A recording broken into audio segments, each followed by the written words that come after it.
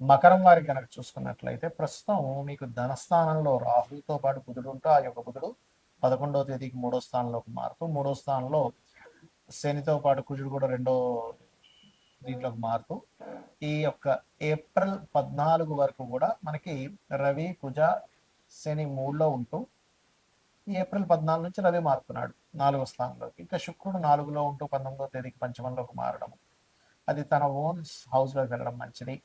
6వ స్థానంలో గురువు, అష్టమ స్థానంలో కేతు ఉన్నాడు.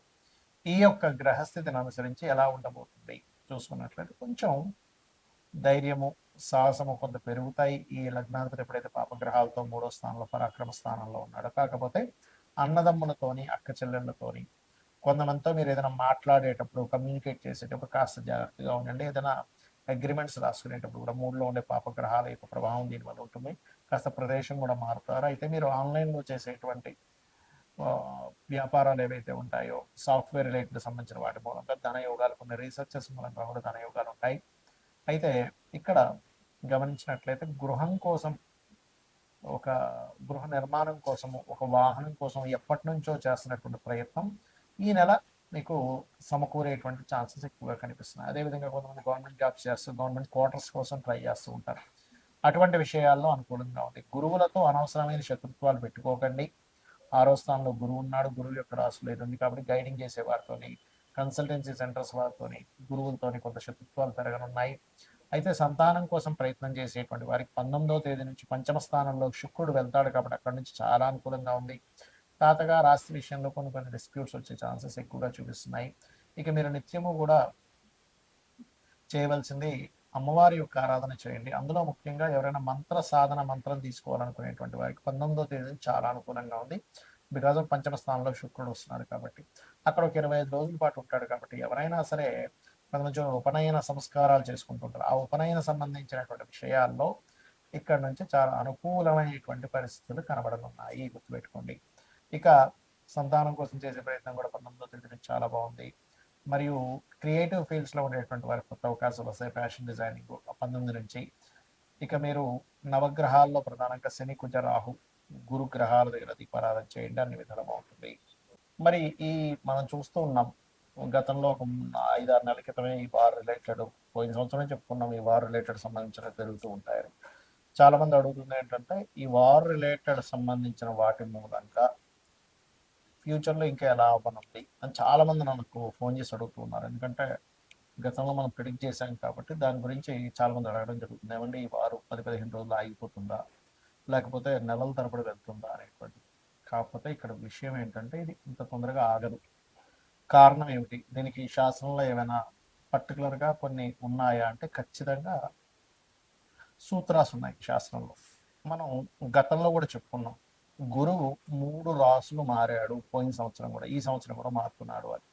ఏ రాసులు మారాడు పోయిన సంవత్సరం అంటే వృషభంలోని, మిథునంలోని, కర్కాటకంలోకి మారాడు. అందుకే యుద్ధ సంబంధించింది ప్రారంభమైంది, ఇంకా మనకి ఉగాది కొత్త సంవత్సరం రాకముందే. అదేవిధంగా అప్పుడు మనం చెప్పుకున్నాం గోల్డ్ రేటు, ముఖ్యంగా సిల్వర్ రేట్ విపరీతంగా పెరుగుతుంది. అదే రకంగా మనకి వీడియోలు కూడా ఉన్నాయి. అండ్ పీఠాధిపతులు గొడవలు పెట్టుకోవడం ఇవన్నీ కారణం అది. అయితే ఈ సంవత్సరం కూడా కర్కాటకంలో మనకి మిథునంలో ఉండేటువంటి గురువు కర్కాటకంలోకి సింహంలోకి మారుతున్నాడు. గతంలో ఏం జరిగింది, వృషభంలో ఉండే గురువు మిథునంలోకి వచ్చి కర్కాటకంలోకి వచ్చి మళ్ళీ వెనక్కి వచ్చాడు. సో ఎప్పుడైనా సరే 3 రాసులు మారేటప్పుడు అది జన నష్టాన్ని, అందులో ముఖ్యంగా యుద్ధపరంగా విపరీతమైనటువంటి జన నష్టాన్ని కలిగిస్తుంది. కాబట్టి ఇండియాలో ఉండేటువంటి వారికి పెద్ద నష్టమేమీ ఉండదు, కానీ విదేశాల్లో ఉండేటువంటి వారికి మాత్రం కాస్త ఎక్కువ నష్టం ఉంటుంది. కాబట్టి ఇండియన్స్ ఎవరైనా విదేశాల్లో ఉన్నట్లయితే వారు కాస్త వీలైనంత మట్టుకు అక్కడ సేఫ్ జోన్స్లో ఉండడం మంచిది. ఇప్పుడు Saudi countries, Dubai countries, America పర్టికులర్గా, ఎందుకంటే ఇది న్యూక్లియర్ సంబంధించిన దాడులు. అంటే మనకి చూడండి, మనకి హీరోసీమా నాగసాకి మీద వేశారు అప్పుడు ఒకసారి. దానివల్ల ఏంటి, కొన్ని కోట్ల మంది, కొన్ని లక్షల మంది చనిపోయారు. అలా ఏంటంటే ఒక పెద్ద విస్ఫోటన లాగా జరిగేటువంటి బాంబ్స్ వేయడం కూడా జరుగుతుంది. ఒక దేశం అయితే కంప్లీట్గా, 1-2 దేశాలు కంప్లీట్గా రూపాలు లేకుండా పోయేటువంటి స్థితి ఉంది ఇప్పుడు ఉండేటువంటి గ్రహస్థితి. ఇవన్నీ మనం ఎందుకు చెప్పుకుంటున్నాం అంటే, ముందు సామాన్య మానవుడికి ఏమి జరగకూడదు. ఇలా జరగకుండా ఉండాలంటే మనల్ని రక్షించేది, నడిపించేది మనల్ని తల్లిలా చూసుకునేటువంటిది అమ్మవారు. కాబట్టి రకరకాల దేశాల్లో ఉంటారు. చూడండి మనం ఒక్కోసారి వింటూ ఉంటాం. ఏమంటే పెద్ద ఫ్లైట్ పడిపోయింది ఒక చిన్న పిల్లవాడు కాపాడబడ్డాడు అంటాం. ఒక్కోసారి చాలా పెద్ద షిప్ మునిగిపోయిందని కానీ కొంతమంది ఎందుకు బయటపడ్డారంటే ఎలా బయటపడ్డారంటే అది మిరాకిల్. మొన్న ఫ్లైట్ కూడా పడిపోతే చూడండి ఒక అతను ఫ్రెష్గా స్నానం చేసుకొని వచ్చాడు నడుచుకుంటూ వచ్చేసాడు. ఏంటంటే అంత పెద్ద పేలిపోయింది మంటలు వచ్చాయంటే అదే లక్. ఇది ఒక్కొక్కసారి మనకు పుణ్యము వల్ల వస్తుంది. అంటే మనకి పూర్వజన్మలో ఎక్కడో పుణ్యం ఉంటే ఆ పుణ్యం మనల్ని అలా కాపాడుతుంది. మరి ఇప్పుడు ఉండేటువంటి దీంట్లో మీరు ఏం చేయాలంటే రోజు చండీ వినండి, లేదా దుర్గా కవచం చదువుకోండి. చండీ వినడమైనా, చండీ పారాయణం చేయడమైనా, లేదా చండీ హోమాలు చేసుకోవడం ఇంట్లో చేసుకోండి. దానివల్ల ఏమవుతుందంటే మీరు రక్షింపబడతారు.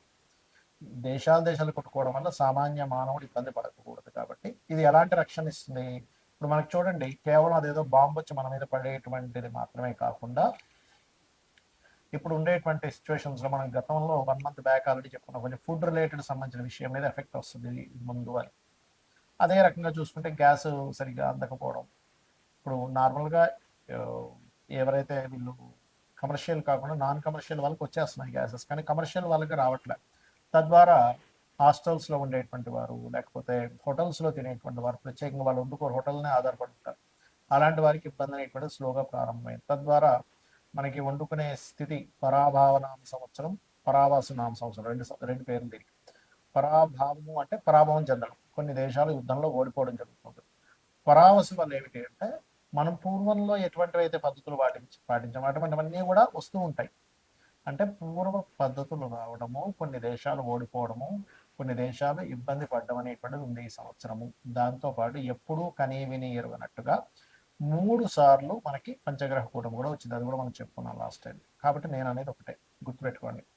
ఇక్కడ మీరు ఎందుకంటే దేశాలు మిసైల్స్ వేసుకుని ఏమైనా సామాన్య మానవుడికి ఇబ్బంది కలగకుండా ఉండాలి. కాబట్టి నవగ్రహాలలో కుజుడు, రాహువు, శని, గురువు ఈ 4 గ్రహాల దగ్గర దీపారాధన చేయండి. మీకు దగ్గరలో గోశాల ఏదైనా ఉంటే గోవులో సకల దేవతలు ఉంటారంటారు. కాబట్టి ఆ సకల దేవతల యొక్క ప్రభావం నీకు పాజిటివ్గా వాళ్ళ యొక్క అనుగ్రహం కావాలి. కాబట్టి గోవులకి బెల్లము, అరటికాయలు, క్యారెట్స్, గ్రాసము, వీలైతే ఇవి తినిపించండి సరిపోతుంది. గ్రాసం కూడా తినిపించవచ్చు, రైట్, గోధుమ రవ్వ కూడా తినిపించవచ్చు. ఇవి చేయండి. ఇక్కడ మరొక విషయం ఏంటంటే మనం రాశిఫలాలు చెప్పుకుంటున్నాం కదా, దీనికంటే ప్రధానంగా మీ పర్సనల్ చార్ట్ చూసుకోవాలి. అంటే మీ పర్సనల్ చార్ట్లో లగ్నం ఎలా ఉంది, లగ్నం వల్ల మీరు ఎంత ఎదగలేకపోతున్నారు, ఎందుకు ఇబ్బంది పడుతున్నారని తెలుస్తుంది. ధనస్థానాన్ని చూసుకుంటే మీ పర్సనల్ చార్ట్లో మీకు ధనము ఏ దేవతను ఆరాధించడం ద్వారా ధనం వస్తుంది, ఏ మార్గంలో వెళ్ళడం ద్వారా మీరు ఫైనాన్షియల్గా బాగా గ్రో అవుతారు, ఎప్పుడు ఎవరికి ధనం ఇవ్వచ్చు, ధనం విషయంలో ఎప్పుడు డేరింగ్ చేయొచ్చు, ఎప్పుడు జాగ్రత్తగా ఉంచుకోవాలి, ఎప్పుడు కొరత వస్తుంది అనే విషయం క్లారిటీ వస్తుంది. అదేవిధంగా అన్నదమ్ముల విషయం కావచ్చు, చదువు విషయం కావచ్చు, సంతానం విషయం కావచ్చు, వివాహం ఎప్పుడు చేసుకోవాలి, ఎప్పుడు చేసుకోకూడదు అనేటువంటిది, కెరియర్ పరంగా ఎటువంటి కెరియర్లో మీరు సెట్ అవుతారు, వ్యాపారాలు మీకు కలిసి వస్తాయా లేదా, విదేశాలకు వెళ్ళాలి, ఇక్కడే ఉండాలి, ఇలాంటి అనేకమైనటువంటి అంశాలు మీ పర్సనల్ చార్ట్లో ఉంటాయి. సరే, మీ పర్సనల్ చార్ట్ తెలియదు, అలాంటప్పుడు నిత్యము లలితా సహస్రనామాల యొక్క శ్రవణము పఠనము చేయండి. ఖచ్చితంగా మీకు బాగుంటుంది. శ్రీమాత్రే నమః.